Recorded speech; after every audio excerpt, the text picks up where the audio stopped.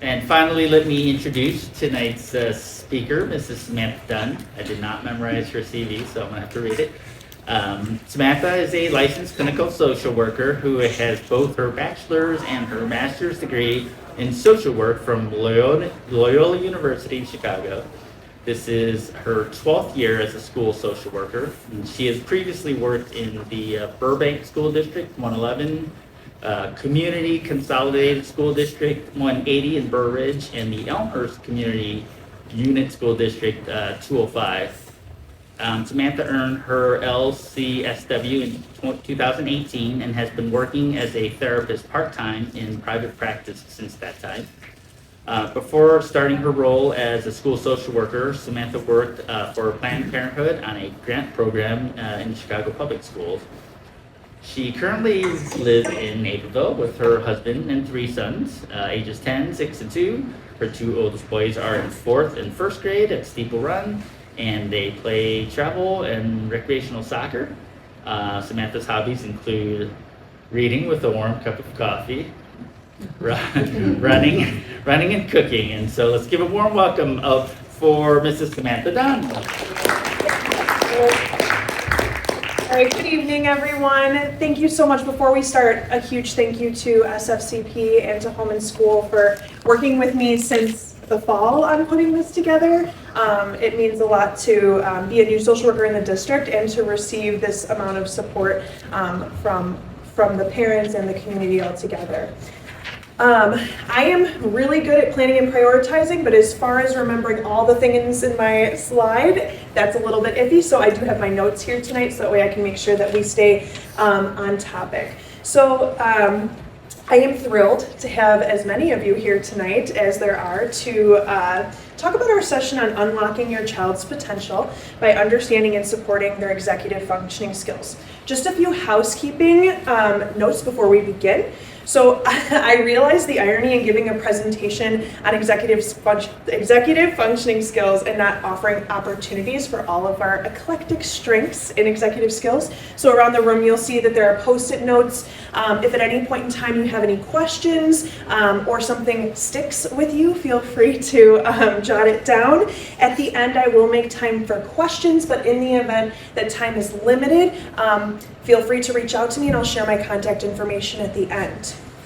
If you are here tonight, it's probably because you have a child at home that you want to better support by building their knowledge and toolbox. But if you have a child at home, it means that you had to pull some strings to be here tonight, so I really do appreciate that, and I want to honor the gift of time that you've given to me by trying to stay within our 60 to 90 minute time limit. If you need to make a phone call or you need to leave early, it's completely understandable. This is being recorded right now and will be shared at a later date. As we go through this content this evening, I kindly ask that you keep an open mind. While we'll be discussing developmental appropriateness and milestones, it's important to remember that every child is unique, and these milestones are meant to serve as general guidelines, not strict rules. So children grow and develop at their own pace, and additionally, I want to emphasize that the information shared tonight is not intended to diagnose, label, or define any child. Instead, it's meant to provide insight and strategies to support their growth and development. If you have specific concerns about your child, however, I encourage you to consult with their doctor or professional for individualized guidance. As we discuss executive functioning skills tonight, it's crucial to understand that while children with ADHD often experience challenges with executive functioning, not all children who demonstrate lagging executive functioning skills have ADHD. These skills develop at different rates for every child, and difficulties in this area can stem from a variety of factors beyond a specific diagnosis. So our goal tonight is to focus on understanding and supporting executive functioning in broad and inclusive ways. So we're going to dive into some key concepts tonight, explore strategies, and engage in activities that I hope will leave you feeling empowered and equipped to support your child. At the same time, I'm going to invite you to reflect on your own executive skills as it is applicable to the relationship with your child.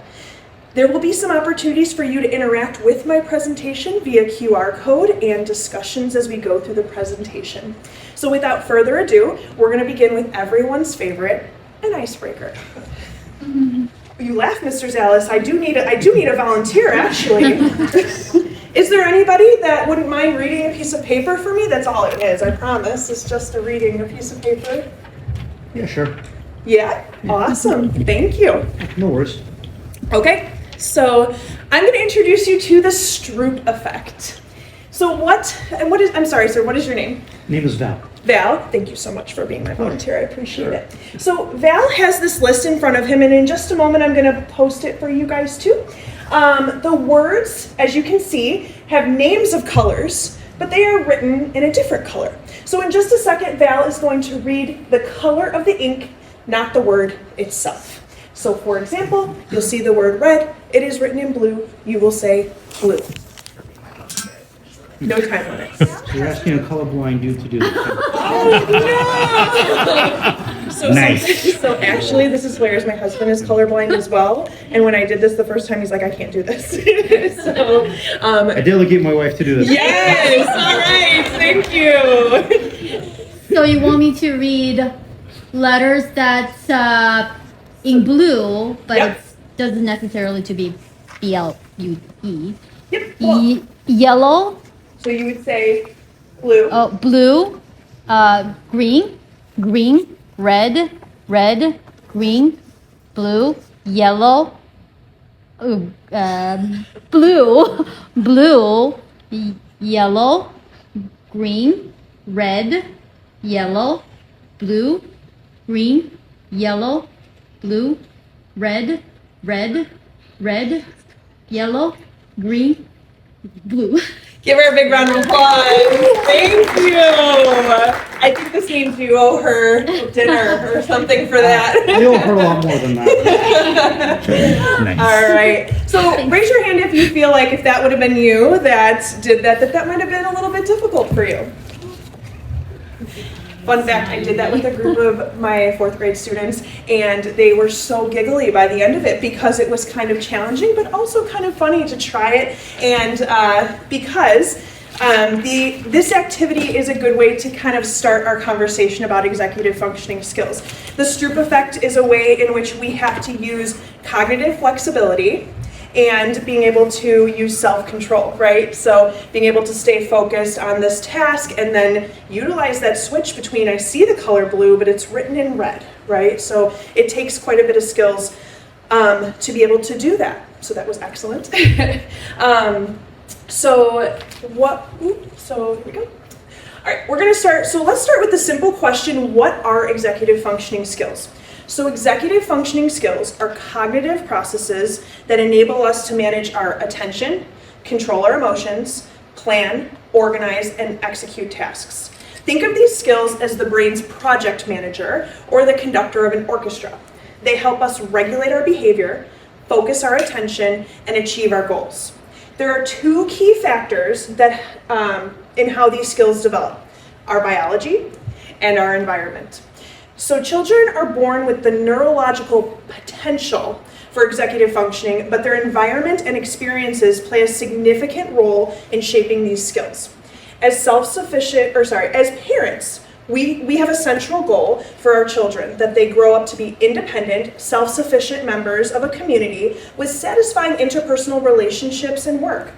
Executive functioning skills are fundamental to that goal since they underlie the decisions and behaviors our children engage in.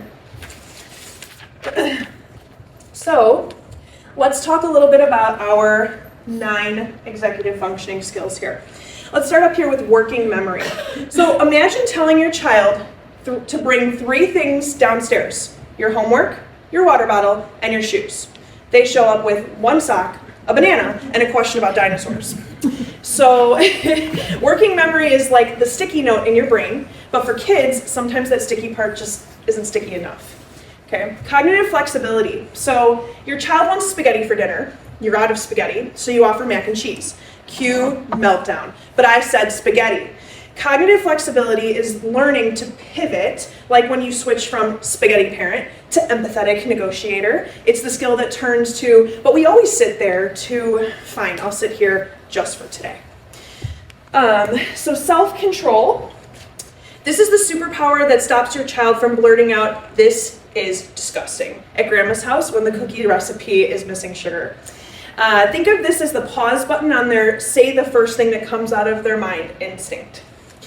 Planning and prioritizing. Planning is deciding to do homework before spending 45 minutes building the perfect study playlist. Prioritizing is realizing that you don't need a playlist to start math problems. It's the difference between let's bake cookies and let's bake cookies after checking to see if we have flour. Task initiation. So this is the skill that, or this is what happens when we realized getting dressed in 2 minutes isn't realistic if we're still in bed when the timer starts. Emotional regulation. This is what keeps your child from turning a lost soccer game into an audition for an Oscar-worthy crime scene. So it's the difference between this is the worst day ever and okay, this didn't go my way, but I can try again. Organization is putting their homework in their backpack before leaving for school, not discovering it under the couch during dinner. It's keeping track of where the left shoe went instead of creating a household-wide treasure hunt every morning. And goal-directed persistence. This is what helps your child keep going when building their Lego masterpiece, even after they've stepped on a piece barefoot. It's the ability to keep practicing their spelling words even when Fortnite is calling their name. So I've given you some real life examples. I'm sure we can all relate to those for these skills. I'm going to ask you to take a moment and think about your kiddo, the reason you're here tonight. And I want you to look up at these skills and what we just talked about, and which of these do you see in your kiddo? I'm going to ask you to hold up the finger number that is associated with the skill that you feel is an area of strength for them. Yeah, they're good at this. Yeah, they can do that. So if your kiddo has awesome cognitive flexibility, you'd hold up a number 2. What do you think? Think about your kid, why you're here tonight, their strengths. What are they good at? You don't have to share out loud, you could just hold up your fingers. Would love to see what your kids are great at. Love it. Awesome.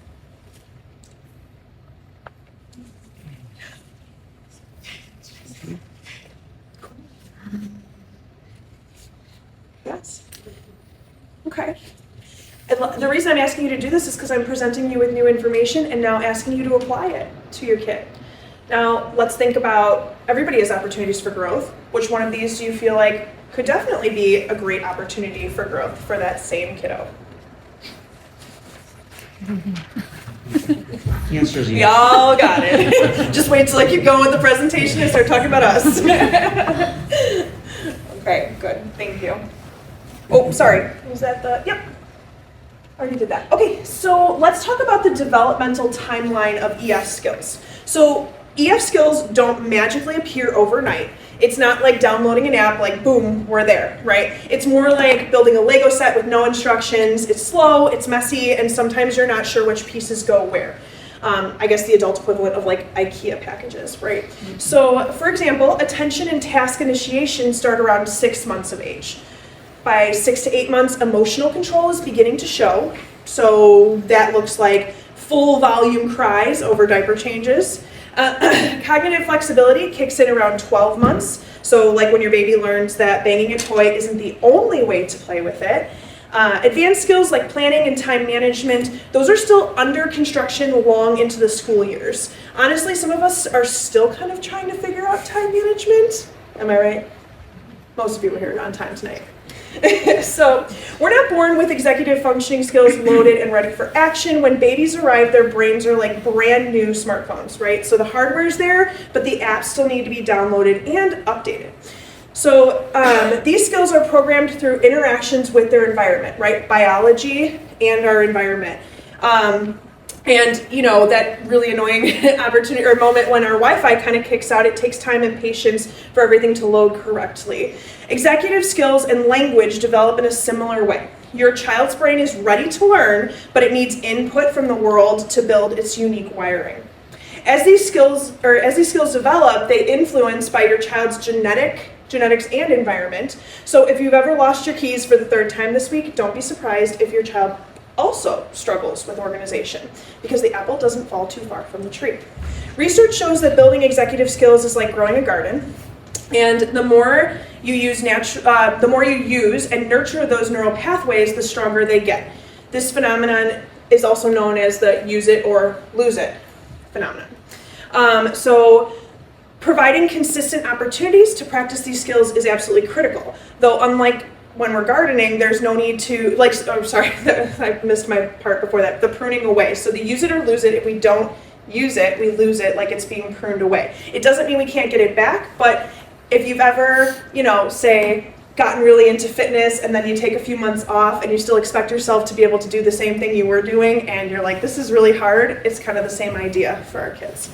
So understanding how executive skills develop over time helps us set realistic expectations. So we wouldn't expect an 18-month-old to show the same emotional control as a 5-year-old, and we wouldn't expect a 5-year-old to manage their emotions like a 30-year-old. Because let's face it, some 30-year-olds still are trying to work on managing their emotions. So that means that we may need to help our kids practice and grow these skills until they get to the next stage. So I'm going to share this for just a second. This is a simple chart to kind of highlight some of the areas of what skills are appropriate for each developmental age. And I'm going to jump a little bit more into this in the next slide, but I'm just going to pause for a second to let you guys look at that, since I'm sure there's differing ages in the room right now.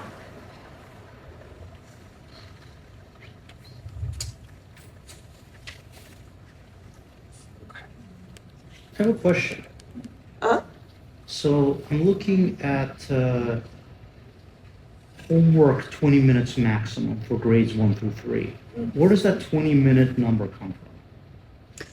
It's a good question. I mean, off the top of my head, I would say probably for some research studies that I don't have quite access to right this moment, but that because the social worker that I am, I'd be willing to look into that for you. Thank you, yeah. Truly, genuinely. It's an interesting metric and a very specific one.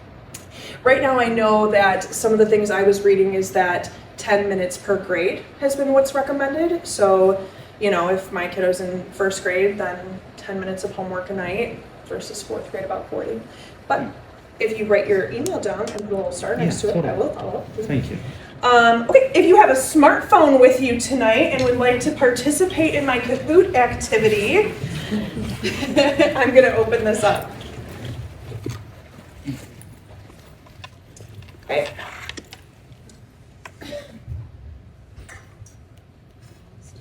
So what you're going to do is there's going to be a QR code that's going to appear right up here. And you will scan that. Here is our game pin. And you are welcome to put your name in there or initials. When I do this with kids, I tell them nothing inappropriate, nothing too goofy, and once you're in, you're in.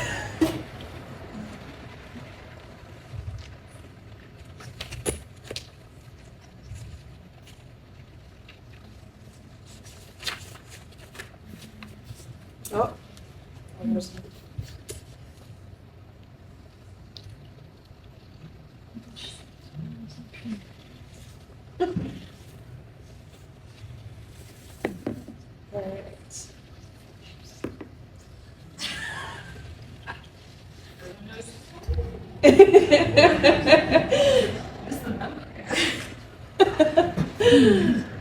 All right, so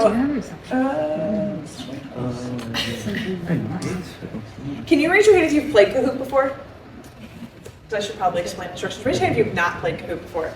Oh, this is going to be fun. Okay, so I guess I should explain a little bit. So what you've just done is you've logged yourself into a game, kind of like a, there's going to be a question that presents and there's going to be 3 answer possibilities. And it will be a circle, a triangle, and a square. You have to select which answer you think is correct. And it's going to be around developmental appropriateness for different skills. Now, the challenge is to try to answer it as quickly as you can correctly, so that way you can be the winner. And doesn't everybody want to be the winner, right? All right, so I'm going to go ahead. What will happen is this game pin will probably stay right down here, so if you're still getting in, it should be down here and you can join at any point in time. But once I start, it will show you the first question. You will have 20 seconds to answer that before it just shuts you out. There are 7 questions. Are you ready for this? No pressure. All right, here we go.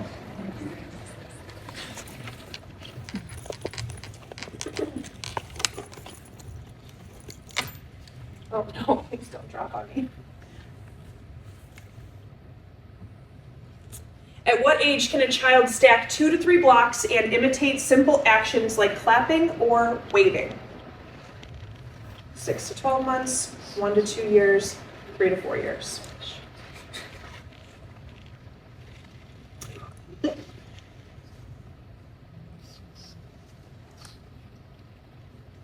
Okay, nicely done. It also gives us a leaderboard, by the way. I usually try to skip that because that can cause quite a conflict. All right, when can your child typically dress themselves with minimal assistance, such as putting on a shirt or shoes? 2 to 3 years, 4 to 5, 6 to 7.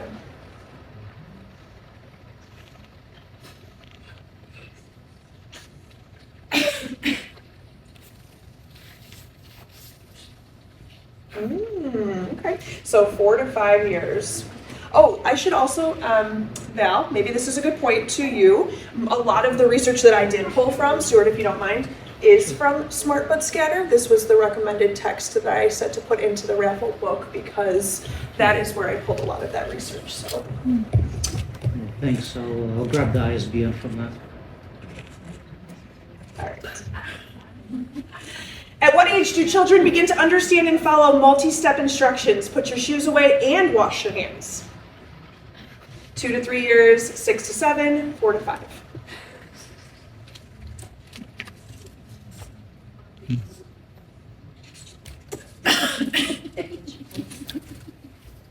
you have to yell at them first?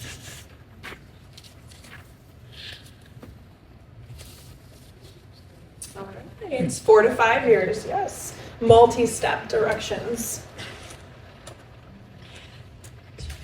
All right. When can children play and prepare simple snacks such as making a sandwich or pouring cereal and milk? 3 to 4 years, 8 to 10, 4 to 5. I'll tell you, it's definitely not 2.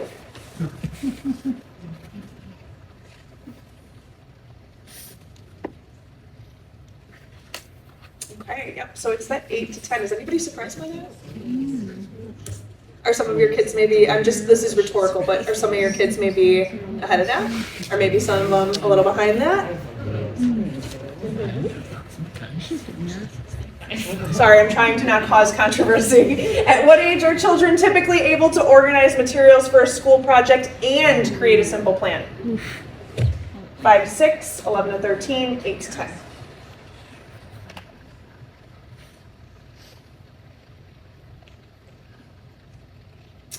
Eight to 10, yes. So organizing materials and creating a plan are two different, there's multiple skills in that. Well, still skipping. 2 more. When do children typically take responsibility for daily hygiene routines, brushing teeth, showering, without reminders? 12 to 14, 9 to 10, 6 to 8. Oh, I didn't even see the choice. I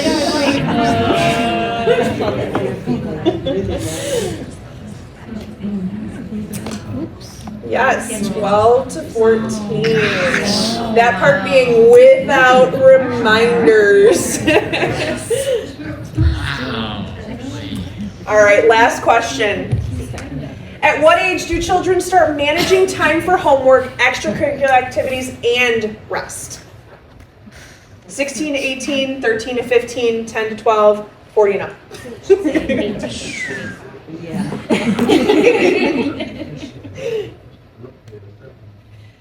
Yes, so 16 to 18, right? Or, I'm sorry, my fault, 10 to 12, sorry, yep, sorry. You're right, 10 to 12, 10 to 12, my fault, 16 to 18, oh my goodness. All right, so, I'll load the moment of truth here. Congratulations, TC, to MS. Oh no! Oh, congratulations, Colleen. Big round of applause. Thank you, everybody who played. All right, before I go on, I just kind of want to open the floor.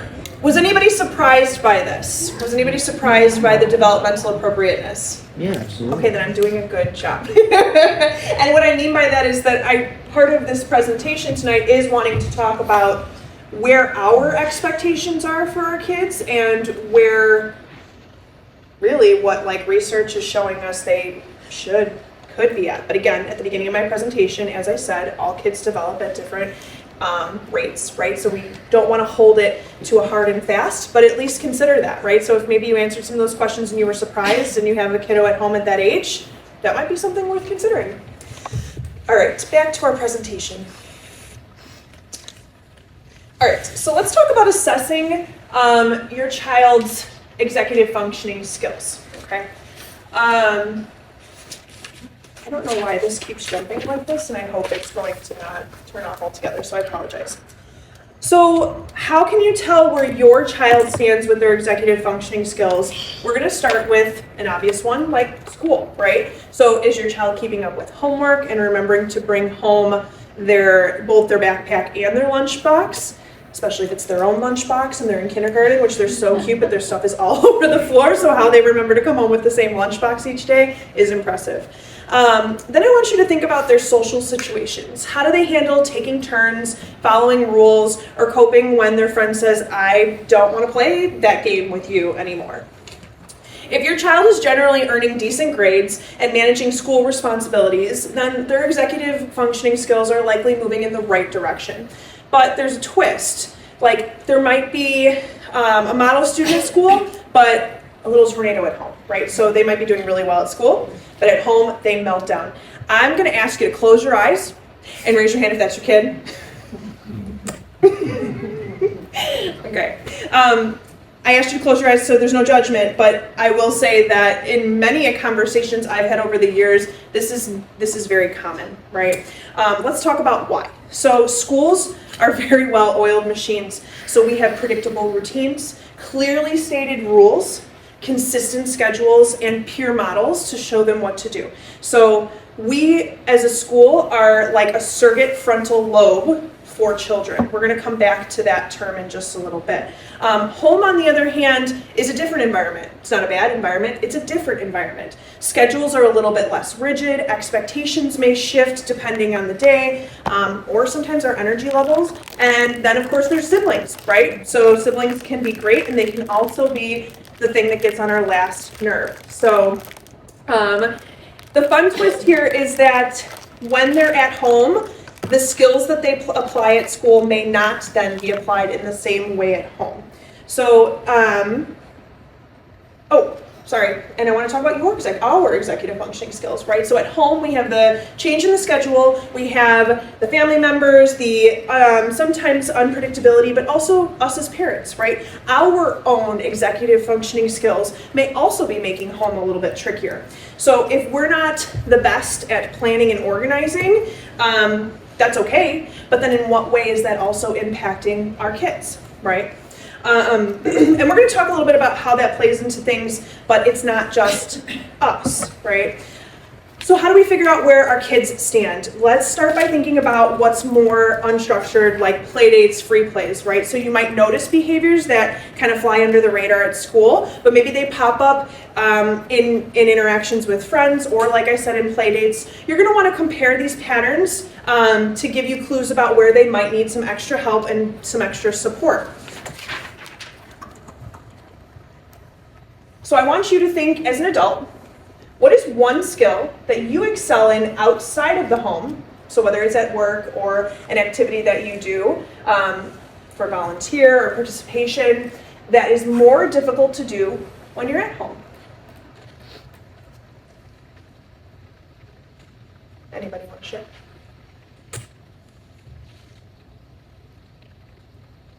I'll pull my leg, I'll share. Having 3 boys at home, I feel like my ability to focus at work can be great. I have this nice little office down the hallway that if I really need to do something, I can close the door and I can zone in. With 3 children at home of 3 different ages and developmental stages, it is very hard to focus when one needs food, the other one has spilled something all over the floor, and this one is mad that this one has this one's toy. So in my world, it's difficult to really give my attention in one space at one time to something when there are many other distractions. Does anybody else have that experience?